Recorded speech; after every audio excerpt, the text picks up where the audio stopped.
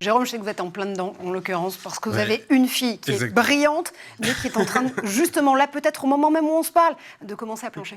Oui, elle va plancher dans quelques jours, elle s'y prépare depuis longtemps. Alors, elle a eu la chance, avec les professeurs de ses spécialités, puisque les questions sont sur les spécialités, d'avoir eu déjà plusieurs épreuves blanches, comme on dit, des épreuves pour rien, mais d'avoir dû choisir ses sujets très en amont, d'avoir dû les préparer, y travailler, etc., etc.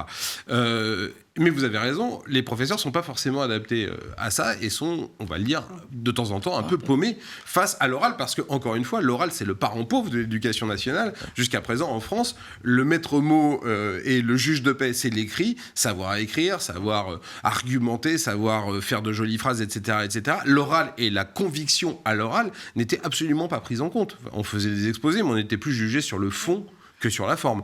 Là, dans le grand oral, c'est vraiment une question à la fois de fond, bien évidemment, mais également de forme. Donc, qui va pouvoir les aider ? Les profs, oui.